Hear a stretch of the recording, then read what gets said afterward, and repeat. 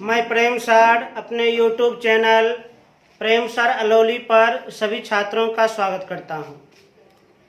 पिछले वीडियो में हम लोग मुख्य रूप से प्रतिरोध से पहले का टॉपिक जाने थे। आज हम लोग समझेंगे प्रतिरोधों का संयोजन। पिछले वीडियो में मुख्य रूप से जो हम ओम का नियम सत्यापित किए थे, ओम के नियम में कौन कौन सी सावधानी बरती जाती है ये जाने थे। तापमान को अचर क्यों रखा जाता है ये जाने थे। इन्हीं बातों पर हम चर्चा किए थे, डिबेट किए थे। आज एक नया टॉपिक है, एकदम एकाग्र मन से देखिए। आज आप लोग को समझा रहे हैं प्रतिरोधों का संयोजन। प्रतिरोधों का संयोजन जिसे अंग्रेजी में कहते हैं कॉम्बिनेशन ऑफ रेसिस्टेंस। प्रतिरोधों का संयोजन। प्रतिरोधों का संयोजन दो प्रकार से किया जाता है। प्रतिरोधों का संयोजन दो प्रकार से किया जाता है। कैसे? तो एक श्रेणी क्रम संयोजन और एक समांतर क्रम संयोजन। प्रतिरोधों का संयोजन दो प्रकार से किया जाता है। एक होता है श्रेणी क्रम संयोजन। श्रेणी क्रम संयोजन जिसको हम सीरीज कॉम्बिनेशन भी कहते हैं। Series combination. और एक होता है समांतर क्रम संयोजन। समांतर क्रम संयोजन। समांतर क्रम संयोजन इसका दूसरा नाम होता है पार्श्वबद्ध संयोजन। पार्श्वबद्ध संयोजन। समांतर क्रम संयोजन को अंग्रेजी में हम कहते हैं पैरेलल कॉम्बिनेशन।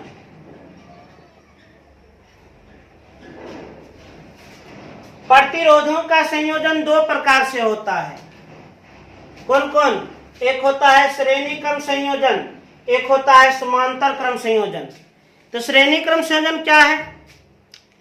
प्रतिरोधों का वैसा संयोजन जिसमें पहले प्रतिरोध के अंतिम सिरे को दूसरे प्रतिरोध के प्रथम सिरे से, दूसरे प्रतिरोध के अंतिम सिरे को तीसरे प्रतिरोध के प्रथम सिरे से, तीसरे प्रतिरोध के अंतिम सिरे को चौथे प्रतिरोध के प्रथम सिरे से क्रमशः इसी क्रम में जोड़ा जाए तो प्रतिरोधों के इस प्रकार के संयोजन को श्रेणी क्रम संयोजन कहते हैं। तो श्रेणी क्रम संयोजन इसका हम परिभाषा क्या दे रहे हैं? प्रतिरोधों का वैसा संयोजन जिसमें पहले प्रतिरोध के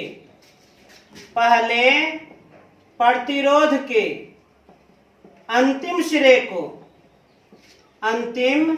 सिरे को दूसरे प्रतिरोध के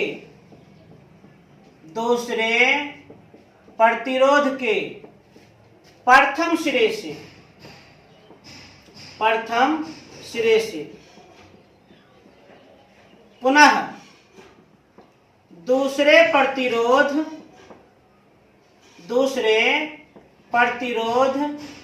के अंतिम सिरे को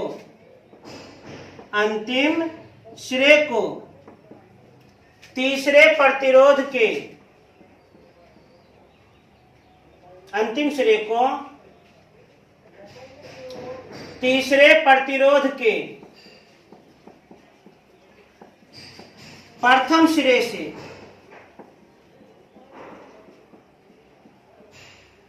पुनः तीसरे प्रतिरोध के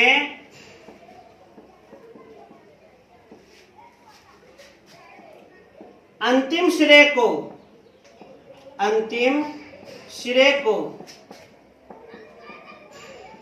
प्रथम प्रतिरोध के तीसरे प्रतिरोध के अंतिम सिरे को चौथे चौथे प्रतिरोध के प्रथम सिरे से क्रमशः इस क्रम में जोड़ा जाए, क्रमशः इस क्रम में जोड़ा जाए, जोड़ा जाए तो ऐसे संयोजन को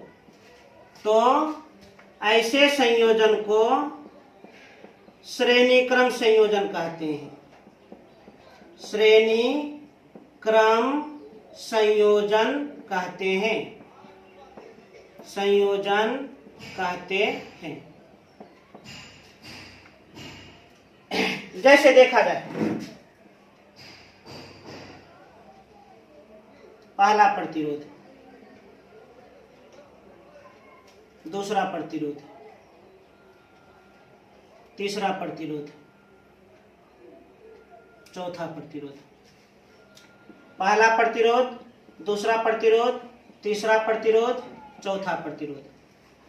पहला प्रतिरोध का दो अंत बिंदु ए और बी, दूसरे प्रतिरोध का दो अंत बिंदु बी और सी, तीसरे प्रतिरोध का दो अंत बिंदु सी और डी, चौथे प्रतिरोध का दो अंत बिंदु डी और ई। श्रेणी क्रम संयोजन, प्रतिरोधों का वैसा संयोजन जिसमें पहले प्रतिरोध के अंतिम सिरे को दूसरे प्रतिरोध के प्रथम सिरे से, दूसरे प्रतिरोध के अंतिम सिरे को तीसरे प्रतिरोध के प्रथम सिरे से, तीसरे प्रतिरोध के अंतिम सिरे को चौथे प्रतिरोध के प्रथम सिरे से क्रमशः इस क्रम में जोड़ा जाए तो ऐसे संयोजन को श्रेणी क्रम संयोजन कहते हैं। अब समझिए समांतर क्रम संयोजन। इसका परिभाषा, प्रतिरोधों का वैसा संयोजन जिसमें सभी प्रतिरोधों के बाएं सिरे को एक बिंदु से तथा दाएं सिरे को एक अन्य बिंदु से संयोजित कर दिया जाए तो ऐसे संयोजन को समांतर क्रम संयोजन या पार्श्वबद्ध संयोजन कहते हैं।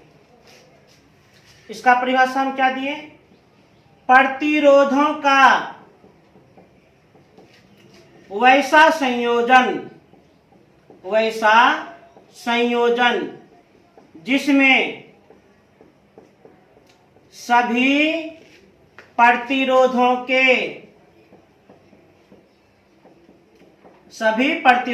के बाएं सिरे को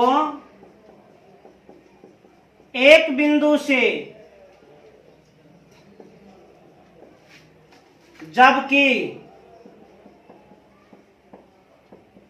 दाएं सिरे को एक अन्य बिंदु से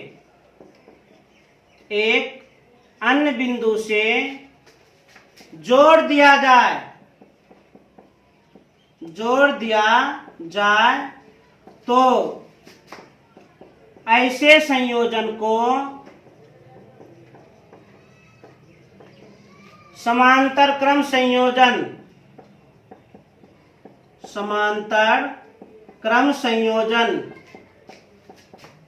या पार्श्वबद्ध संयोजन कहते हैं।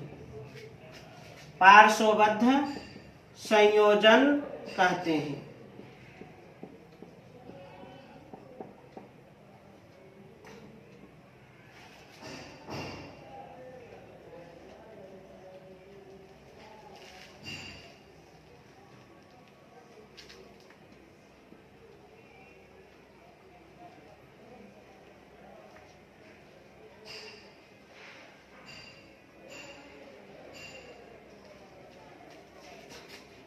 पहला प्रतिरोध, दूसरा प्रतिरोध, तीसरा प्रतिरोध। पहला प्रतिरोध का एक बिंदु है ए पर, दूसरा बिंदु है बी पर। दूसरे प्रतिरोध का एक बिंदु ए पर, दूसरा बिंदु बी पर। तीसरे प्रतिरोध का एक बिंदु ए पर और अन्य बिंदु बी पर। प्रतिरोधों का वैसा संयोजन जिसमें सभी प्रतिरोध के बाएं सिरे को एक बिंदु से तथा दाएं सिरे को एक अन्य बिंदु से जोड़ दिया जाए तो ऐसे संयोजन को हम समांतर क्रम या पार्श्वबद्ध संयोजन कहते हैं। एक बार और ध्यान से देखें। प्रतिरोधों का संयोजन, कॉम्बिनेशन ऑफ रेसिस्टेंस। प्रतिरोधों का संयोजन दो प्रकार के होते हैं। प्रतिरोधों का संयोजन दो प्रकार से किया जाता है। कौन कौन? एक होता है श्रेणी क्रम संयोजन, एक होता है समांतर क्रम संयोजन या पार्श्वबद्ध संयोजन। श्रेणी क्रम संयोजन को अंग्रेजी में सीरीज कॉम्बिनेशन कहते हैं। समांतर क्रम संयोजन को अंग्रेजी में पैरेलल कॉम्बिनेशन कहते हैं। तो श्रेणी क्रम संयोजन प्रतिरोधों का वैसा संयोजन जिसमें पहले प्रतिरोध के अंतिम सिरे को दूसरे प्रतिरोध के प्रथम सिरे से, दूसरे प्रतिरोध के अंतिम सिरे को तीसरे प्रतिरोध के प्रथम सिरे से, तीसरे प्रतिरोध के अंतिम सिरे को चौथे प्रतिरोध के प्रथम सिरे से क्रमशः इस क्रम में जोड़ा जाए तो प्रतिरोधों के ऐसे संयोजन को श्रेणी क्रम संयोजन कहते हैं। अब है दूसरा समांतर क्रम संयोजन या पार्श्वबद्ध संयोजन, जिसे अंग्रेजी में पैरेलल कॉम्बिनेशन कहते हैं। प्रतिरोधों का वैसा संयोजन जिसमें सभी प्रतिरोधों के बाएं सिरे को एक बिंदु से जबकि दाएं सिरे को एक अन्य बिंदु से जोड़ दिया जाए तो प्रतिरोधों के ऐसे संयोजन को समांतर क्रम संयोजन कहते हैं। और एक चीज और जान लीजिए, जब प्रतिरोधों को श्रेणी क्रम में संयोजित किया जाता है तो समतुल्य प्रतिरोध का मान बढ़ जाता है, और जब प्रतिरोधों को समांतर क्रम में संयोजित किया जाता है तो समतुल्य प्रतिरोध का मान घट जाता है। थोड़ा उस पर भी चर्चा करेंगे, इसे तेज से नोट करें।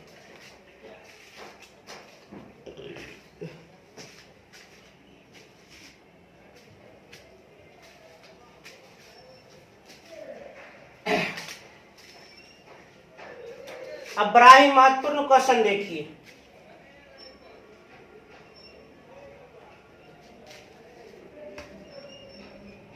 एकदम ध्यान से देखना है।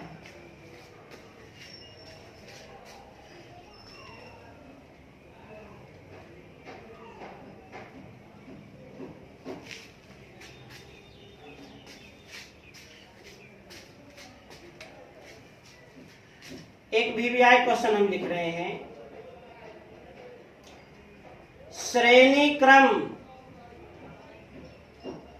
संयोजन में समतुल्य प्रतिरोध के लिए, समतुल्य प्रतिरोध के लिए व्यंजक दें। व्यंजक माने सूत्र दें, फार्मूला दें। श्रेणी क्रम संयोजन में, श्रेणी क्रम संयोजन में समतुल्य प्रतिरोध के लिए व्यंजक दें। श्रेणी क्रम संयोजन में टोटल रेसिस्टेंस के लिए व्यंजक दें, सूत्र दें, फार्मूला दें। अर्थात R बराबर R1 plus R2 plus R3।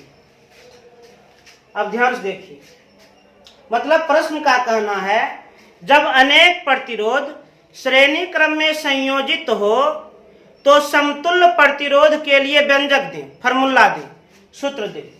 आराम से दे सकते हैं। अब इसका हम प्रमाण देते हैं, सूत्र देते हैं। तो सबसे पहले हम एक चित्र बना लेते हैं।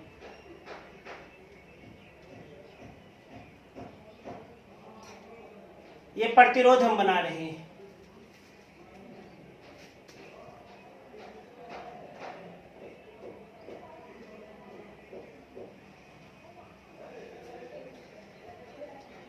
R1, R2, R3 तीन प्रतिरोध है। A, B, C, D। एकदम ध्यान देखिएगा। श्रेणी क्रम संयोजन में समतुल्य प्रतिरोध के लिए व्यंजक दें।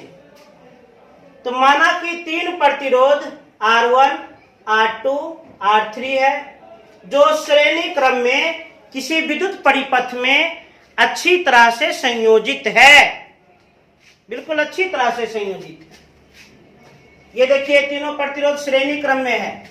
प्रतिरोधों का वैसा संयोजन जिसमें पहले प्रतिरोध के अंतिम सिरे को दूसरे प्रतिरोध के प्रथम सिरे से, दूसरे प्रतिरोध के अंतिम सिरे को तीसरे प्रतिरोध के प्रथम सिरे से क्रमशः इस क्रम में जोड़ा जाए तो ऐसे संयोजन को हम श्रेणी क्रम संयोजन कहते हैं। तो माना कि R1, R2, R3, R1, R2, R3 श्रेणी क्रम में संयोजित है, श्रेणी क्रम में संयोजित है, संयोजित है। जब दाब कुंजी को दबाकर बैटरी से विद्युत धारा प्रवाहित की जाती है तो प्रत्येक प्रतिरोध से एक समान धारा I प्रवाहित होती है। जब दाब कुंजी को दबाकर, दाब कुंजी मतलब स्विच, दाब कुंजी को दबाकर बैटरी से धारा प्रवाहित की जाती है, धारा प्रवाहित की जाती है तो प्रत्येक प्रतिरोध से समान धारा, समान विद्युत धारा I प्रवाहित होती है, I प्रवाहित होती है। अब पहले आप लोग एक नियम जान लो। जब अनेक प्रतिरोध को श्रेणी क्रम में संयोजित किया जाए, जब अनेक प्रतिरोध को श्रेणी क्रम में संयोजित किया जाए और स्विच को दबाकर बैटरी से धारा प्रवाहित किया जाए तो प्रत्येक प्रतिरोध से एक समान धारा प्रवाहित होती है, परंतु प्रत्येक प्रतिरोध का विभवांतर अलग होता है। प्रत्येक प्रतिरोध को वोल्टेज अलग मिलता है, एक समान वोल्टेज नहीं मिलता है। प्रत्येक प्रतिरोध को अलग अलग वोल्टेज मिलता है। विभवांतर को ही वोल्टेज कहते हैं। R1 का विभवांतर क्या होगा? तो दो विभवों के बीच के अंतर को विभवांतर कहते हैं। दो विभवों के बीच के अंतर को क्या कहते हैं? विभवांतर। R1 का विभवांतर तो VA माइनस VB, R2 का विभवांतर तो VB माइनस VC, R3 का विभवांतर तो VC माइनस VB। एक चीज और मान लेते हैं, माना कि A, B, C तथा D पर क्रमशः विद्युतीय विभव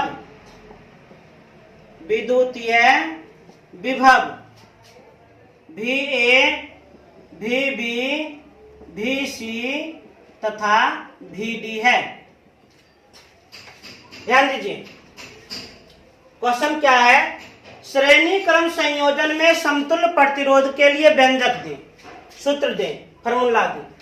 तो सबसे पहले तीन गो प्रतिरोध R1, R2, R3, सबसे पहले ये तीनों प्रतिरोध को श्रेणी क्रम में हम संयोजित कर दिए और जब दाब कुंजी को दबाकर बैटरी से विद्युत धारा प्रवाहित किया गया तो प्रत्येक प्रतिरोध से एक समान धारा I प्रवाहित हुआ, जबकि प्रत्येक प्रतिरोध का विभवांतर अलग अलग है।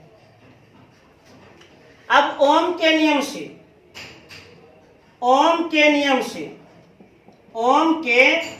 से हम लोग जानते हैं, क्या जानते हैं? V बराबर I इंटू R, विभवांतर बराबर विद्युत धारा गुना प्रतिरोध। अब इसी नियम के अनुसार प्रत्येक प्रतिरोध को कितना विभवांतर मिल रहा है निकाल लिया जाए। R1 प्रतिरोध के लिए मतलब R1 प्रतिरोध को कितना विभवांतर मिल रहा है, इस सूत्र से निकालो। विभवांतर किसे कहते हैं? दो विभवों के बीच के अंतर को विभवांतर कहते हैं। इसको कितना विभवांतर मिल रहा है? तो V A minus V B बराबर आई माने विद्युत धारा। इस प्रतिरोध में आई विद्युत धारा प्रवाहित हो रही है और प्रतिरोध का मान R1 है। तो हो गया समीकरण 1। अब R2 प्रतिरोध के लिए विभवांतर निकालना है। तो दो विभवों के बीच के अंतर को विभवांतर कहते हैं। तो VB या माइनस VC बराबर V बराबर I इंटू R। आज इस प्रतिरोध में विद्युत धारा का मान I और प्रतिरोध का मान R2, समीकरण 2। अब R3 प्रतिरोध के लिए अब इसको कितना विभवांतर मिल रहा है? तो दो विभवों के बीच के अंतर को विभवांतर कहते हैं। तो VC माइनस VD। I माने विद्युत धारा तो I है, R माने प्रतिरोध R3 है, समीकरण 3। अब ये तीनों समीकरण को जोड़ दिया जाए। जोड़ने पर जोड़ कैसे करेंगे? बायां पक्ष का अलग, दायां पक्ष का अलग। तीनों ही समीकरण के बाएं पक्ष को जोड़ दीजिए। सबसे पहले तीनों समीकरण के बाएं पक्ष को जोड़िए। VA minus VB plus VB minus VC plus VC minus VD। अब दाएं पक्ष को जोड़िए। I into R1 plus I into R2 plus I into R3। कुछ कटेगा? VB माइनस में VB प्लस में, VC माइनस में VC प्लस में, क्या बच गया? VA माइनस VD बराबर। और ये तीनों में गुणा के रूप में I गुणा के रूप में कॉमन, तो बच गया R1 plus R2 plus R3, समीकरण 4। अब हम क्या करेंगे? अब हम मान लेते हैं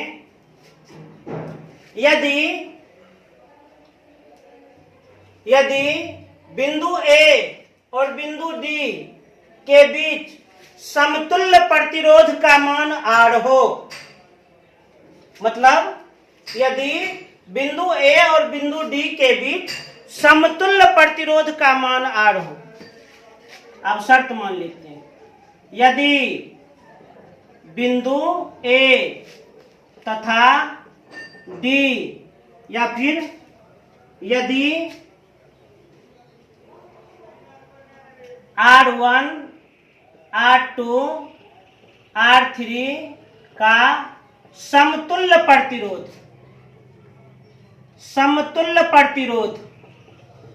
R हो, यदि R1, R2, R3 का समतुल्य प्रतिरोध R हो, तब चित्र कैसे बनेगा? तो देख लीजिए कैसे बनेगा। तो R1, R2, R3 का समतुल्य प्रतिरोध, टोटल रेसिस्टेंस R हो, तब मात्र एक ही प्रतिरोध बनाना है। R1, R2, R3 का समतुल्य प्रतिरोध R हो, तो एक सिरा लेंगे हम A, जबकि एक सिरा हम लेंगे D डायरेक्ट।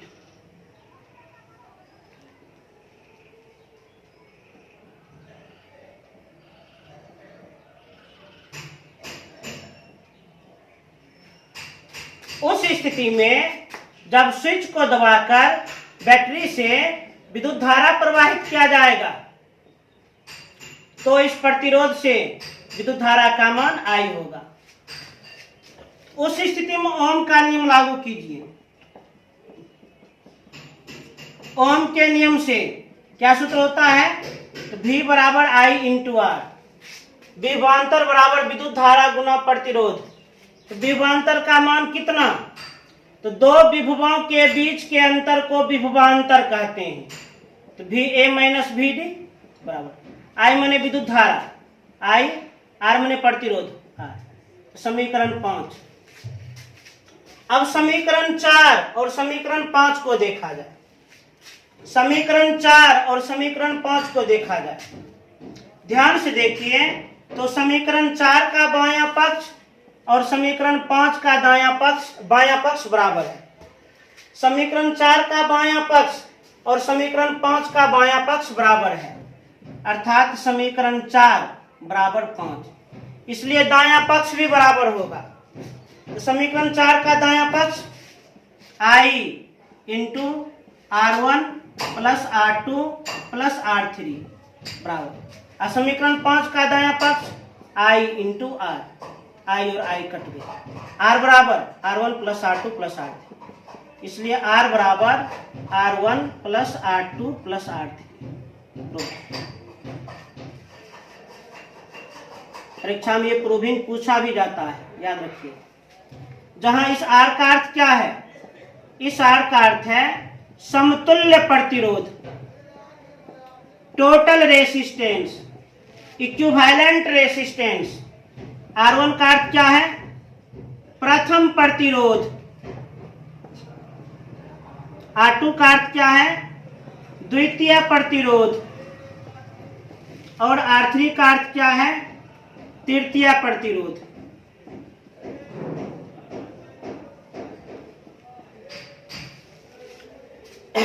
अब इससे कुछ और ऑब्जेक्टिव जान लीजिए। जब अनेक प्रतिरोध श्रेणी क्रम में संयोजित हो, उस स्थिति में प्रत्येक प्रतिरोध से एक समान विद्युत धारा प्रवाहित होती है, परंतु प्रत्येक प्रतिरोध का विभवांतर अलग अलग होता है। फिर सुनिए, जब अनेक प्रतिरोध को श्रेणी क्रम में संयोजित किया जाए तो प्रत्येक प्रतिरोध को एक समान विद्युत धारा मिलती है, परंतु प्रत्येक प्रतिरोध को अलग अलग विभवांतर मिलता है, अलग अलग वोल्टेज मिलता है। घर में घरेलू वायरिंग में यदि आप सीरीज कनेक्शन कर दीजिएगा, श्रेणी क्रम में संयोजित कर दीजिएगा, तो सभी उपकरण को एक समान विद्युत धारा मिलेगा, परंतु सबको वोल्टेज अलग अलग मिलेगा, एक समान वोल्टेज नहीं मिलेगा। उसके बाद ध्यान दीजिए, क्वेश्चन था श्रेणी क्रम संयोजन में समतुल्य प्रतिरोध के लिए व्यंजक दें, सूत्र दें, अर्थात R बराबर R1 plus R2 plus R3। तो सबसे पहले चित्र बनाए, माना कि R1 R2 R3 श्रेणी क्रम में संयोजित है। जब दाब कुंजी को दबाकर बैटरी से विद्युत धारा प्रवाहित किया जाता है तो प्रत्येक प्रतिरोध से एक समान विद्युत धारा I प्रवाहित होती है। पुनः माना कि बिंदु A, बिंदु B, बिंदु C और बिंदु D पर क्रमशः विद्युतीय विभव का मान VA, VB, VC तथा VD है। उसके बाद ओम का नियम लागू कर दिए। अब ओम के नियम से हम किसका मान प्राप्त किए? विभवांतर का। विभवांतर का ही मान क्यों प्राप्त किए? टेक्निक है, जिसका मान अलग अलग हो उसी का मान प्राप्त करें। तो चूंकि प्रत्येक प्रतिरोध से विद्युत धारा का मान तो एक समान है, विभवांतर का मान अलग है। तो चूंकि विभवांतर का मान अलग है, इसलिए ओम के नियम से विभवांतर वाला सूत्र लिखे, विभवांतर बराबर विद्युत धारा गुना प्रतिरोध। उसके बाद R1 प्रतिरोध को के लिए विभवांतर का मान VA माइनस VB बराबर I इंटू R2। R2 प्रतिरोध के लिए विभवांतर का मान VB माइनस VC बराबर I इंटू R2। और R3 प्रतिरोध के लिए विभवांतर का मान VC माइनस VD बराबर I इंटू R3। तीनों समीकरण को जोड़ दिए तो चौथा समीकरण मिल गया। पुनः हम क्या कर दिए, यदि R1, R2 और R3 ये तीनों का समतुल्य प्रतिरोध R हो, टोटल रेसिस्टेंस R हो, तो ओम के नियम से एक और समीकरण प्राप्त हो गया।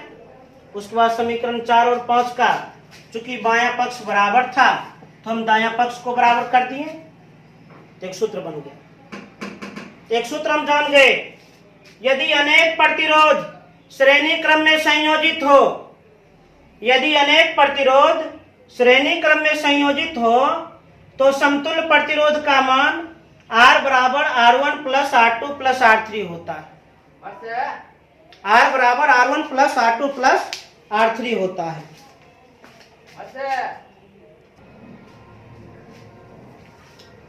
यदि अनेक प्रतिरोध श्रेणी क्रम में संयोजित हो तो समतुल्य प्रतिरोध R बराबर R1 plus R2 plus R3। इसी पर आधारित यदि दो प्रतिरोध श्रेणी क्रम में संयोजित हो तो समतुल्य प्रतिरोध R बराबर R1 प्लस R2 लिखेंगे। यदि चार प्रतिरोध श्रेणी क्रम में संयोजित हो तो समतुल्य प्रतिरोध R बराबर R1 plus R2 plus R3 plus R4 लिखेंगे। अच्छा एक बात ध्यान दीजिए, जब अनेक प्रतिरोध श्रेणी क्रम में संयोजित हो तो समतुल्य प्रतिरोध प्राप्त करने के लिए सभी प्रतिरोध को जोड़ना पड़ता है। तो जब जोड़ेंगे तो मान बढ़बे न करेगा, मान निश्चित रूप से बढ़ेगा। तो इससे एक निष्कर्ष निकल गया, जब अनेक प्रतिरोध श्रेणी क्रम में संयोजित हो तो समतुल्य प्रतिरोध का मान बढ़ जाता है। समतुल्य प्रतिरोध का मान क्या होता है? बढ़ जाता है, अधिक हो जाता है। दूसरे रूप में, यदि समतुल्य प्रतिरोध का मान बढ़ाना हो तो सभी प्रतिरोधों को क्या करना होगा? जोड़ना पड़ेगा, जोड़ना पड़ेगा। इसको हम प्रूव कर दिए हैं, इसे तेज उतारने।